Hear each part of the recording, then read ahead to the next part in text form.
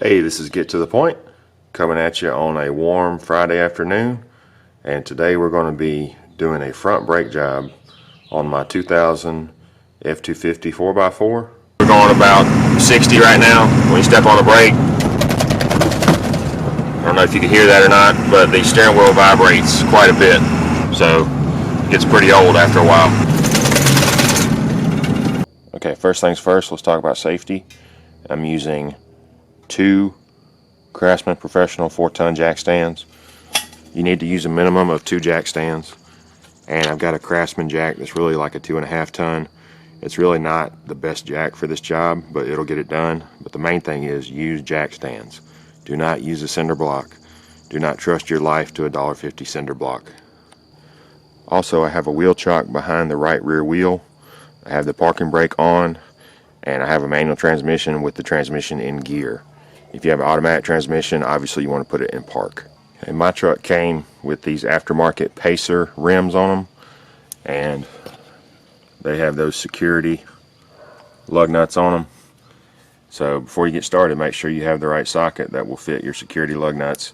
This is a 21mm socket right here. I think the OEM Ford wheels have 21mm. So it's either going to be 19 or 21, I'm pretty sure.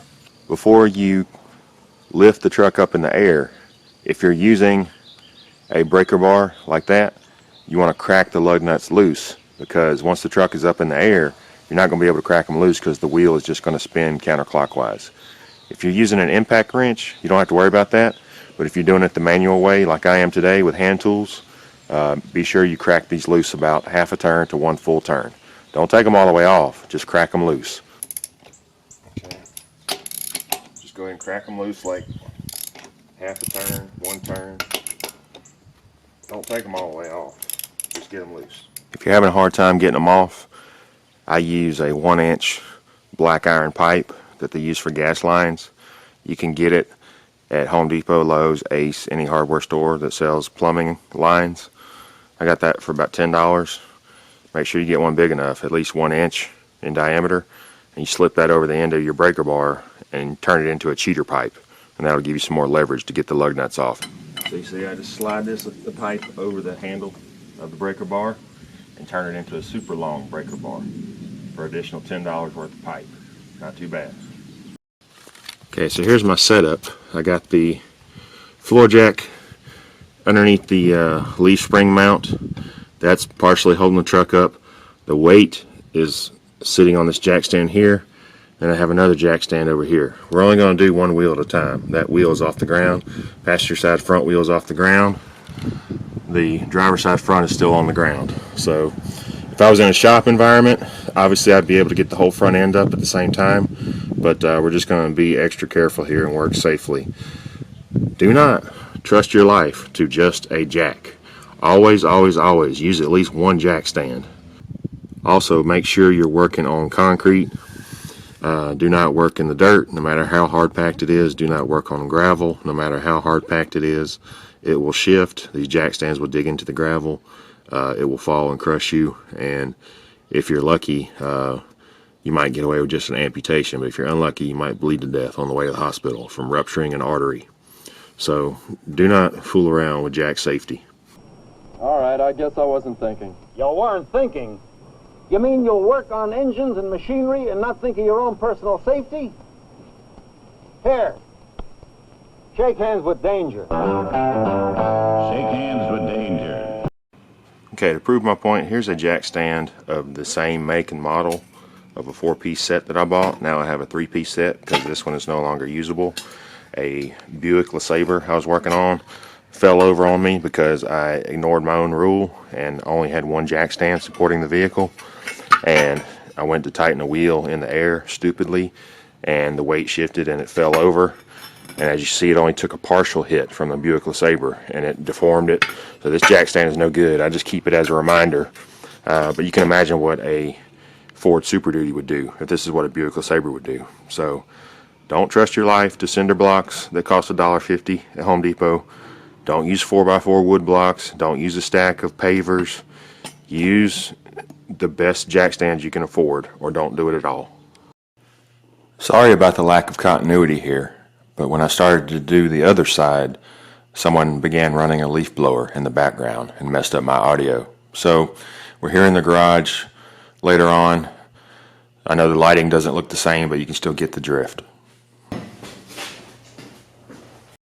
Okay, here you can see what we're working with. There's your brake rotor that spins.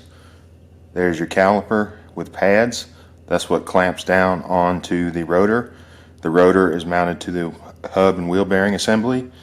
So the hydraulic force from the caliper squeezes the pads, which squeezes the rotor, which is attached to the hub, which slows the wheel assembly down. The tire and wheel are bolted to those 8 lug nuts right there. When the wheel and tire assembly slows down, the truck slows down. So I just saved you pretty much a 9-week course at Automotive Tech School on the basics of braking.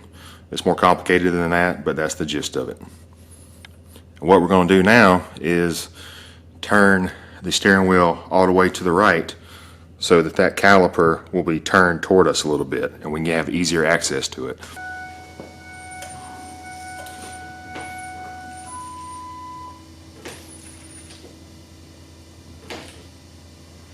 Okay, so we have 2 bolts that hold the caliper on. And here's a better illustration that shows you how that caliper clamps down on the rotor. The spinning part is the rotor, and the pads clamp down on that rotor.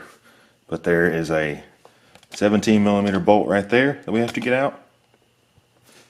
There's a 17mm bolt right there we have to get out. If we get those out, this caliper assembly will come off of the bracket. Okay, the tool I'm using for this is a 6-point 17mm 1/2-inch drive socket and the same 1/2-inch drive breaker bar that I used to get the wheel off. A better socket for this would be a stubby 17, so you apply the torque more directly. You don't have to worry about the socket slipping off, but in a pinch this will get the job done. So crack that loose with the long breaker bar. We'll get the bottom one real quick. If you live in a salty road salt environment up north, it's probably not going to be this easy to get them off. And I've been driving through muddy roads to get to the dump lately to empty out my basement, so that's where all the mud comes from on this caliper. I haven't been off-road, and I've just been driving down dirty access roads to the dump. Okay, so now we're ready to get the caliper off. Okay, you just got 2 little stubby bolts that look like this, one on top and one on the bottom, and then the caliper comes off the bracket assembly. Okay, now you may need to take a relatively stout screwdriver that you don't care about possibly damaging to pry this off. The pads may need to be pried back a little bit. The ideal tool for this is a small pry bar. Then once you get that loose, stick it down in here and we're going to pry this caliper off of this bracket. It's been here for several years, so it's going to take some finagling to get it off. There it is. Okay. It's very important that you do not let this brake caliper hang by the hose, because it will put extreme stress on that hose and kink it, possibly damage it, possibly causing a leak. So luckily for me, I got this leaf spring right here I'm going to rest it on. But other than that, you might need a bungee cord or cut up an old coat hanger to make an impromptu hook for the caliper. You want to set it like so there's no tension on this brake hose here. Do not let it hang by the brake hose. Now you can see we got some anti-rattle clips here. These help keep the pads spread apart a tiny bit too. So you just pull these out. The whole pad assembly just comes right out with it. Get these old pads out. So there's still plenty of friction material, which I like to call meat. There's still plenty of meat left on these pads. However, whenever I do rotors, I like to put new pads on as well. You always want to match the brake components. New rotors means new pads. This also gives you a better idea of how the pads clamp onto the rotor. The pads live right here and they clamp down on the rotor, slowing down the rotor, and thus the tire and wheel assembly, stopping the truck. The surface of this rotor, both sides, is not perfectly true. So in a magnified version, the rotor is going like this. Obviously it's not doing it that bad, but if you see it under a microscope, it will go womp, womp, womp. And that womp womp womp action pushes on the pads, which pushes the caliper piston temporarily back into the caliper, which causes the brake pedal to pulsate and go womp womp womp womp womp womp womp, and that's the pulsation that we saw earlier. So we're going to get this old rotor off. You could machine these if you want to. Most tire stores will charge you $10 to $15, but you're going to have to measure them, and you're going to have to get them off and stamped on the rotor somewhere, either on this outside edge or on the inside. It should say MINTHK for minimum thickness. There is a minimum thickness that these can be machined to before they're unsafe to put back on the truck. But these rotors are old and they're so far warped that a lot of times you're better off, honestly, just putting new rotors on there.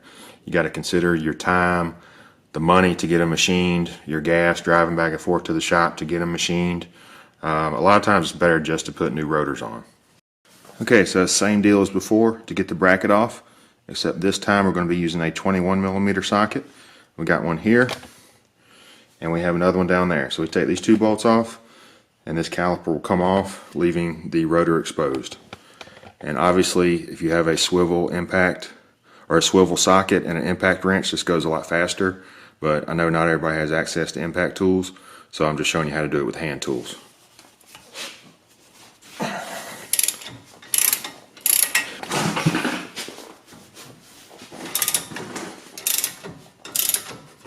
One time, about 15 years ago, I was doing a brake job, and I did not put a nut on there to hold the rotor because I thought it was rusted on there.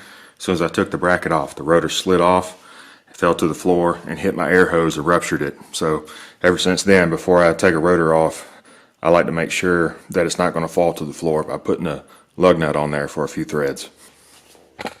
Okay. The rotor's already loose. It looked like it was rusted on there. See, the rotor comes right off the hub. A lot of times you have to beat them with a hammer, or you'll have to put penetrating oil all through here, possibly even heat them up with a torch, but this one came right off. I'll go ahead and get this off of the hub. Okay, so you see all that rust there on the inside lip of that rotor, and you see all the rust here on the hub flange here. We need to get this off, because a lot of times people will just put brand new rotors onto this surface, and without cleaning that rust up, you could accidentally cause more run out, because this rust has a thickness associated with it, and you can see it's not evenly distributed. So if you put a perfectly flat rotor on top of there, that rust could actually cause it to be cocked a little bit, and you can get a thousandth of an inch run out with your brand new rotors. And a lot of times people blame the rotor, and it's not the rotor. It's because they didn't clean this hub flange. So we're going to take some 220 grit sandpaper and some emery cloth. I would use the Ziz wheel. I think the technical name for it is an angled die grinder, but it's getting kind of late. I don't want to run my compressor and my air tools this late, so we're just going to go around this entire surface and clean this up very well before we put our new rotor on. Okay, you see I got some 3M emery cloth and some 3M 220 grit sandpaper. I'm just going to tear this into strips and go around the perimeter of that flange there. Don't skip this step. A lot of people skip this step because it's too time consuming. You already spent $100, $200 on rotors. Why would you not want the flattest surface for them to mate to as possible? Okay, we're starting with the 220, and then we're going to clean it off, and then we're going to go around with emery cloth, and then we're going to clean that off. It is time consuming. It is a pain to get under these studs, but you got to do this, man. I'm telling you, don't skip this step. Okay, that's not perfect, but it's a lot better than it was. Now we're just going to hit it with some brake clean. Okay, right behind the hub flange, if you have front ABS, you lift this little flap on the splash shield, and there is your front ABS wheel speed sensor. And it is held in by a 3/16 Allen head, and if you take this out, there is a tool you can get from Riff Raff Diesel that will allow you to grease this hub assembly. And I don't know if you've priced these out for you four-wheel drive owners, but the cheap ones, like cheap, like dangerously cheap, are probably like 60 something bucks. A respectable aftermarket brand like Timken, probably $150 a piece. And at the dealer, I can only imagine they're probably $300 to $350 a piece. So that's $400, $500, $600, $700 depending on what kind of quality you get if these hubs go bad. And I know a lot of you guys are running oversized tires, so there's a lot of stress on here. And these bearings never get greased. I found out about this tool from Riff-Raff Diesel. Once again, I don't work for them. I'm not sponsored by them. I wasn't asked to promote this. I'm just a guy fixing his truck on YouTube who likes their products. But it's a tool called RDP ABS. I guess that means Riff-Raff's Diesel Performance ABS tool. And it's a special machined piece. You pull the wheel speed sensor out, and as you can see, it's got a grease fitting on there. So you unbolt the wheel speed sensor, bolt this in. It's got a little O-ring on it, and that allows you to grease that wheel bearing. So it's made in USA. It's got that on there. Riff-Raff, I would have liked to have seen this without the anodizing and engraving if it made it a few dollars cheaper. But I'm going to come out with a separate video on this for now, but I just want to make sure you're aware of it for you four-wheel drive Super Duty owners. Now we're ready to go on with our new rotor. A lot of times they come in a plastic bag like this that has a rust inhibitor in it. So otherwise, if they didn't do this, the entire rotor would be rusty. As soon as you unbox it, people will be shipping them back. So pull it out of the bag, take some brake clean, spray it off, because you don't want the chemicals that are sprayed on the rotor as a rust inhibitor to get into your brake pads. There's our new mounting surface. It's very important that this is spotless. This is where the problems happen when people don't clean their flanges and put this clean surface onto a rusty flange on the wheel bearing that I just showed you.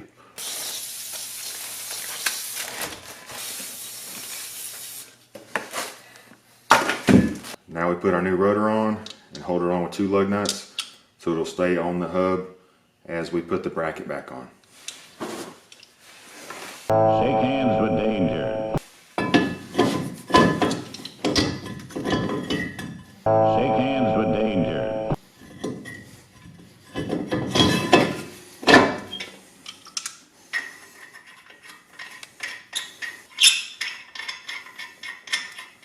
As you can see, I just cut myself on the edge of this rotor, so be very careful. The new rotors are sharp right out of the box. Very rarely do I do a brake job without spilling some kind of blood, so actually at this point in the game I'm kind of glad I got it over with. Okay, now that we have the rotor on, we have to put the caliper bracket back on before we load the pads in there. And you want to replace these clips that are up in there. I like to leave them on and replace them one at a time. So your new brake pad set should come with the 2 springs as well as new clips. I just replace them one at a time because some of them are directional. And today we're going with the Wagner SD. These are made by Federal Mogul. They're supposed to be severe duty pads. This is part number SX756 and they are made in USA. What I like to do is use this Permatex Ceramic Extreme Brake Parts lubricant, item number 765-1831. See what I'm saying? You got to pull these little clips out from the bracket and make sure you match them up and install them one at a time, and then lube this surface right here. That's what the pad slides on. And also make sure that these pins are lubed up. Get that little excess off of there. Make sure they easily slide back and forth. That's how the brake caliper floats on the rotor. You snap this off. Snap the new one in like so. Okay, now that we got the rotor on, we've slipped the caliper on, made sure the anti-rattle clips are in place and the caliper slide pins are lubricated. And all we have to do next is tighten up that 21mm bolt and that other 21mm bolt. Okay, the torque specs were calling for 166 foot-pounds for the 21mm bracket bolts, and then the small slide pin 17mm bolts, they're saying 42 foot-pounds. That's just what I found online. I don't have access to the Ford shop manual, but they're saying the 21mm bolts, 166 foot-pounds, 42 foot-pounds for the smaller 17s. And I got this Precision Instruments torque wrench. It's a 1/2-inch drive. It's made by Precision Instruments, and I'm told that this is the supplier for Snap-on. So I got this on Amazon for about $150. Really critical that you do this, really critical that you do this anytime you're taking wheels on and off. Also brakes, a number of different applications.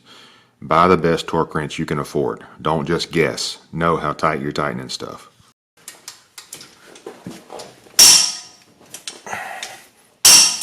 Okay.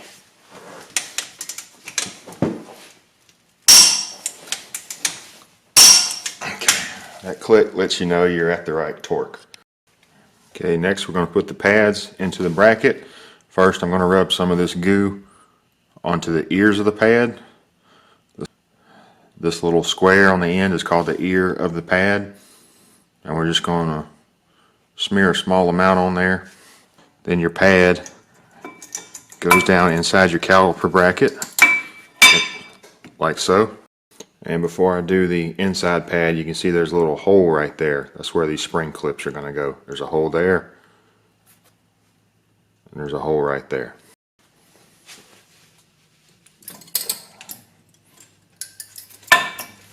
Okay, now we got our pads installed. I'm going to go ahead and temporarily set them there, and I'll put the other hole in there once I get the caliper piston compressed. Okay, here's the thing about brake fluid. If you've been topping off the brake fluid level in the reservoir here, as the pads get lower and lower, when you go to compress that piston in the caliper to put the new pads in, it's possible that the level might overflow. So really, you don't want to top off brake fluid if you've been in the habit of doing that. It's a sealed system. The level is supposed to drop naturally as the pads wear to take up the slack from the worn pads. So it means either your pads are getting low or you have a leak somewhere. But naturally, this level is going to drop. So if your reservoir is already full and you're about to compress the piston, you probably want to take a turkey baster and suck some brake fluid out. And obviously once the turkey baster comes in contact with brake fluid, it needs to go in your toolbox. It's not a kitchen tool anymore.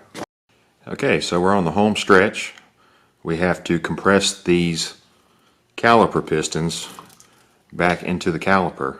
So we're going to take an old brake pad, and there's a few different tools you can use. You can use a big pair of channel locks. You can use one of these disc brake pad spreaders. They work okay. I find you don't have enough leverage with that knob. Not too crazy about these. That's why these are in pretty much mint condition. I've owned them for like 15 years, never really use them. I don't recommend these that much. Or you can use a ratcheting pad spreader like I have, the Lang 279. And the way this works is slide it down into the caliper, and then you just start ratcheting, and the ratcheting mechanism will spread the pads back into the caliper. But I hope you can see that this pad spreader is squeezing those pistons back into the caliper. And around about this point, if you did not suck the excess fluid out of your brake master cylinder, it might start dribbling all over your garage floor at this point. So be sure you check your fluid level before you start doing this. Then to get the tool out, you just reverse the ratcheting mechanism and loosen it up. And as you can see, those pistons are fully retracted. Now here's where it gets kind of tricky, because once you put these springs in, obviously the pads are going to want to spring out. So you have to hold them with one hand and then slide the caliper over them with the other hand.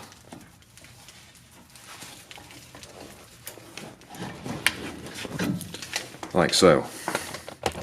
You have to keep pressure on them until you get those two 17mm bolts back in. One on top and one on the bottom. So let me go ahead and get that in before these pads go flying back out. Yeah, I felt it catch that time. Now just do the bottom one and we'll snug these up. It's not nearly as much as the brackets themselves. These are just 17mm bolts. That's it. Before you put the wheel on and back the truck out of the driveway, you need to press on the brakes slowly several times to expand those pistons back out. And the first couple times you do it, the brake pedal is almost going to go to the floor. Don't worry, that's normal. Within a few presses, it should firm right up. Okay, we're going to check our fluid level, make sure it's good, which it is. I'm going to put the cap back on. And now we're going to put the wheel on and we're ready for a road test. Okay, I'm straightening the steering wheel back out so those hubs will be lined up properly so we can just put the wheel straight on. Okay, now we're ready to torque the wheels down and get this thing off of the jack stands. I like to torque them halfway and then take them off the jack stands and then do final tightening. So I'm going to torque these to 140 foot-pounds per most of the specs that I found online. And if you have aftermarket wheels like I do, you may need to use the manufacturer's recommendation. Okay, there you have it. Okay, so for the first few stops, you just want to take it easy. Go from like 20 miles an hour down to 0. Repeat that 5 or 10 times. And then do 40 to 0, 60 to 0. Find you a deserted road, a little side road, and just take it easy. The pads and the rotors are still getting to know each other at this point. They got to be broken in together.